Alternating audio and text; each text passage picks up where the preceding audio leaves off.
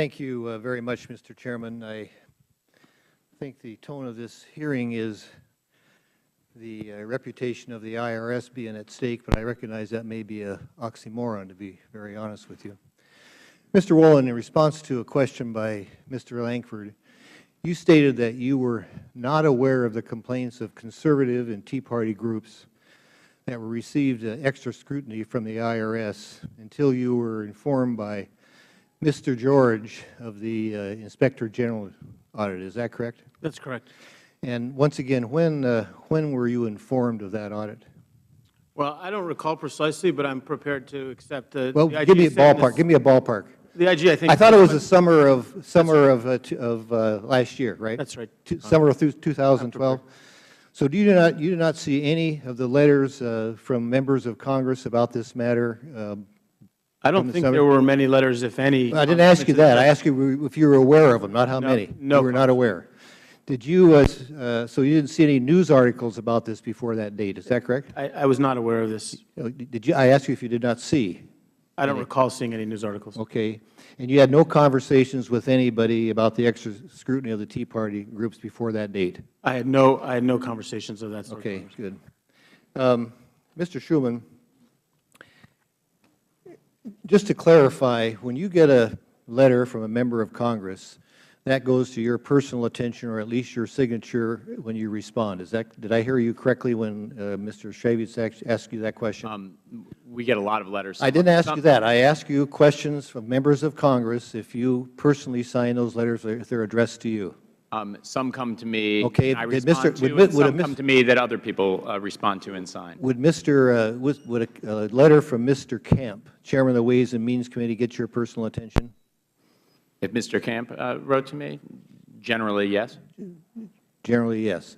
Well, he wrote to you in June 2011 about the Tea Party issue.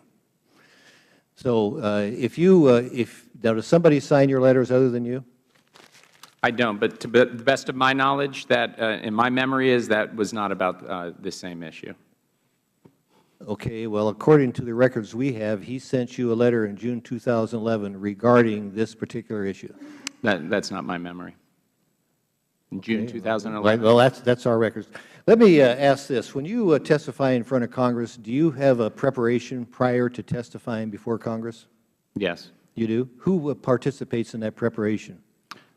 It can depend on subject matter, but it was generally people in my direct office. Generally, your Chief of Staff, probably your top aides? Yes. Does it change from subject to subject? It can change from subject to subject. Okay. When you testified in front of the Ways and Means Committee, and this has already been brought up where Mr. Bustani asked you the question, and then you had an exchange with Mr. Lynch. Let me see, where is that? That is on well, at any rate, the question was, can you assure us? And you told Mr. Bustani that you could assure him that nothing was going on. Then you had an exchange with Mr. Lynch. Do you recall that brief conversation with Mr. Lynch earlier today? Yeah, I don't recall the exact words, but I recall the. Well, let me. This is what you said, and the issue was you can give the phrase that you use in response was you can give assurances that there was no targeting. That's what you said in testimony. Now, you said then in response, because he interrupted you and you said, "Let me answer the question," and so you then said in responding to Mr. Lynch, you said that those assurances and no targeting came from conversations. Who were those conversations with?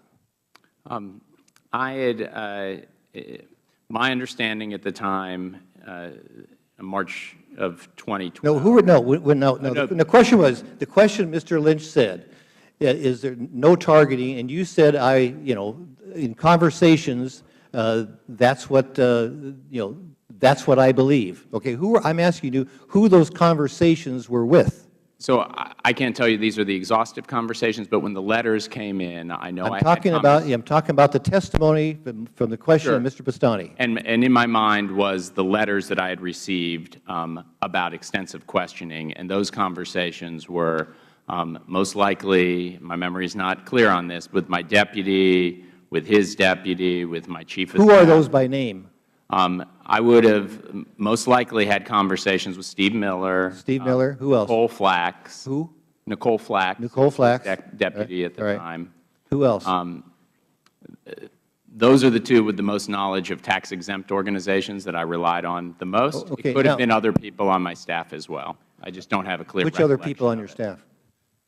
My chief of staff was an right. obvious person that I have conversations but didn't have knowledge of tax-exempt. Now, with your indulgence, Mr. Chairman, you said on conversations, this is how you do that conclusion. Now, you prepare for these hearings. Did you anticipate that question prior to this Ways and Means hearing? I didn't anticipate the precise question, but I generally familiarized myself with the letters, and the questions about donors were the main things that were on my mind. Okay, so that means that then you prior to that question, when you gave assurances there was no targeting, because when you give assurance, that's pretty hard stuff, no targeting. So in preparation, you had discussions about this, and yet you answered to Mr. Bastani that you gave assurances there is no targeting. Now, the issue, of course, that we are concerned about is that you haven't apologized for not stating that correctly, and you just now said that in preparation you anticipated at least the subject of this question. I have to say, Mr. Chairman, that I find once again I won't say non-answers or vague answers here. Trying to find out who, in fact, did all of this is pretty hard to come by when we get, frankly, Mr. Shulman, answers like this.